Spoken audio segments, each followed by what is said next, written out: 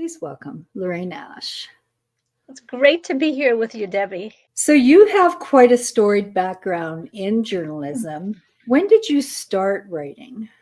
I was a enterprise reporter, a features reporter. I did a lot of long form journalism. I thought that no story was ever complete until you were talking about the people who were impacted. How did it translate to the average person? So that's really what we're doing. I'm bringing that sensibility into Corona City too. Yeah. Wanted it to be a grassroots history. How are the people doing? How is it going on the ground? I wasn't interested in any sanitized versions or any politicized versions. I was just interested in stories on how people are doing. And what made you dive into this topic of COVID-19? I was living in this first epicenter. I mean, it's interesting when we first started work on the book, we called it Corona City Voices from the Epicenter because we were it. Yes. Then we changed it and it was an epicenter, but I found myself living in the middle of it. I'm in New Jersey, up north in the northeast corner. So we're very close to New York, New York State, New York City, um, and the state of New Jersey is 3 hours top to bottom. So very, very much encapsulated what was going on at that time and realized this is a historic moment. I'm no longer a journalist. I'm working in books. I'm working in first person writing. I can put all this together and make it a grassroots history. I want to do that. And fortunately, I found other people, team members, that could never do something of this magnitude alone, who wanted to work with me. You need people who have supplementary skills. So Sherry Walker of Magic Dog Press is an amazing, in Oregon, amazing consummate designer. So she designed the book. I was able to find writers, 400 stories I collected. Not everybody actually is a writer. Some are New York Times bestsellers. Some are non-writers, but it's part of the mix. They're all part of the mix, and that's compelling in itself. And then we moved on to the audiobook. I'm an audiobook producer, an audiobook casting director. So it took a lot of people, but I realized I had I had access to the people. I could find more the people I needed, and I was in the middle of it. So I had to marshal those forces. What were some of the things that you personally observed, and how did your family cope with the lockdowns? Oh boy. Well, I have a small family, me and my husband here. So we just followed rules. That's it was that easy. I mean, we wore masks.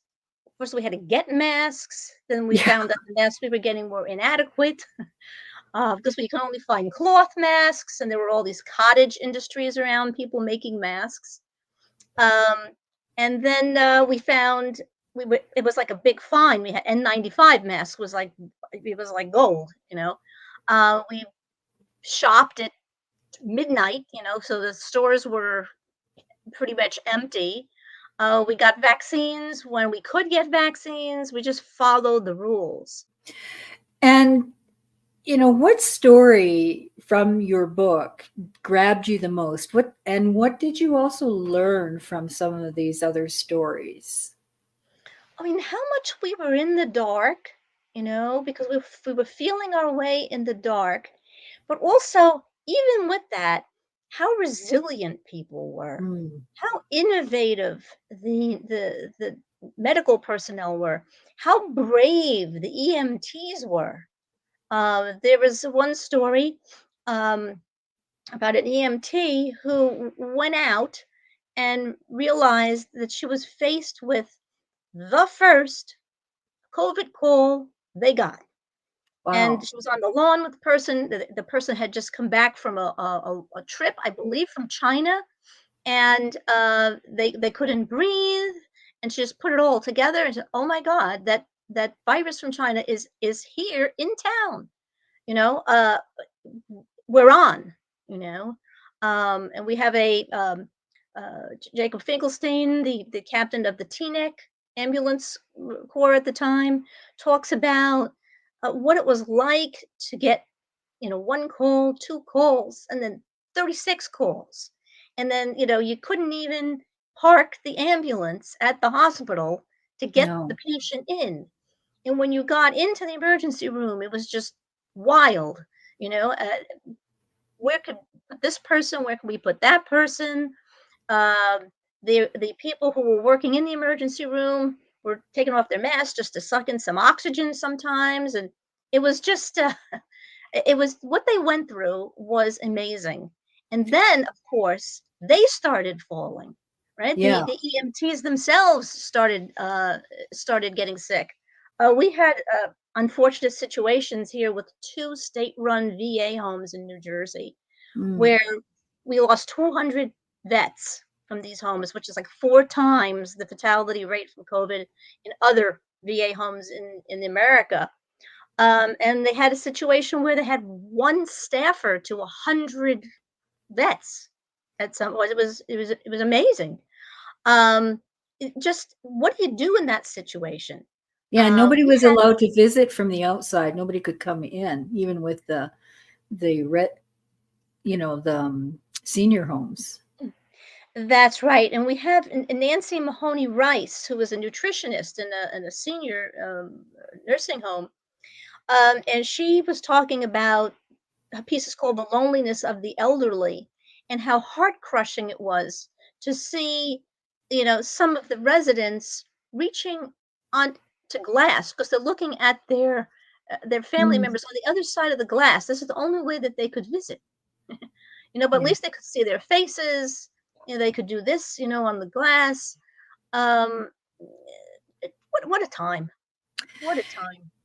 And it was scary because that fear was real and people were dying. But also on the other side, that the pandemic seemed to be politicized and the CDC didn't help when it had all the mixed messages right from the beginning.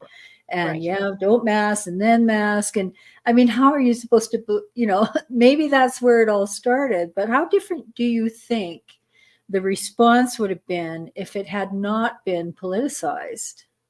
Oh boy, I think people would have been calmer. They would have been moving in different directions. Now we had from February 2020 through the end of October 2020, President Trump had said 38 times, different press conferences, this virus is going to disappear. Yeah, they It never is did. disappearing. Don't worry about it. It's going to be April, and when the weather gets warm, you know how it is, it's just going to go away. So, gee, what do you think? You have urgency on one hand, you see your neighbors being taken to the hospital on the other hand, then you get this message that it's just going to evaporate somehow. You have too many mixed messages there. Yeah. And then, I mean, the bleach message was unbelievable, right? I mean, and the Lysol company has to say, our products are not meant for ingestion in any way, and they're not going to help you with COVID. I mean, what wild messaging, really, right? And we're Um, still getting it too. right. It's true. You know what Dickens wrote? Right? It's the best of times. It was the worst of times. It was the age of reason. It was the age of foolishness, and it's the same thing. It's the same thing in COVID. It's hard to take in the message that it's not real when you see the devastation around you, when your neighbors or Yeah. your mother is in the hospital. I lost Um, a relative I had recently found on a genealogical search, and she had gone in for an operation, was 85, and did very well, and then went into a rehab. The virus was in the rehab center, and she was in a weakened state, and it took her in a day practically. We need reason in these times, right? And we value our freedoms, but one of the freedoms we have is the freedom to live, right? It's the first one. So we have to so much respect each other and the danger that is apparent for all of us, and then cooperate, right? This is, in the United States, we have Democrats, we have Republicans. Lungs do not have a party. You know, No. we have to we have to come together in times like this because we can imperil one another. Yeah, yeah. Yeah, And I mean, come together like we did on 9/11. You right. know, that was a That's right. beautiful time in a way that we all came together. That's right. And Um, yet there were, there's plenty of heroism around, and yeah, it's reflected in the stories of Corona City. There's plenty of people who are doing wonderful things, and thank God. And we try to yes. accentuate that, bring that to the fore, and celebrate it and share it in these stories. You mentioned just yesterday that the New Jersey just issued a 900-page postmortem report, so on the pandemic response. So what did you learn from that? We learned that there was a plan. There is a plan for the pandemics and huge health crisis that was put together in 2015, but that the leadership of the state didn't really wasn't very familiar with it. I mean, it was there, but it was not. I guess people weren't trained in it. It sounds like, and so implementing it was a bit slow. I mean, we did pick up. I think by the end of 2022, we had 89% of adults vaccinated, and it was 78% in the country. So we caught up. We did well with educating people on vaccine hesitancy. Hmm. We did less well in having equipment, having PPE. Then we had a real shortage there. So we're not necessarily ready for the next problem. So I think that this call was supposed to be a wake up call or an alarm, if you will, that we have to do more. Now, the nurses that I've talked to and some of the nurses who wrote, for the book say, listen, we know a lot more now. So if it happened again on the ground level, in the hospital, they're just more ready. But generally, as a population, we have to be more ready. But I do think that um, all of this happening while media is contracting was Yeah, part of the big part of the narrative here. Right? We lost 36,000 journalists in the pandemic, and the number of journalists we have in the U.S. was halved from 2008 to 2019. Now, crazy. this is where we turn for um, help, right, with opinion leadership, facts, analysis, and that's going down and down and down as our need for it goes up and up and up. So the cross country, the cross state dialogues are degraded, I think, because of that. There's still lots of great media out there, yes, Mhm. but we're really, really weakened in that way. Yeah. Democracy needs a strong press.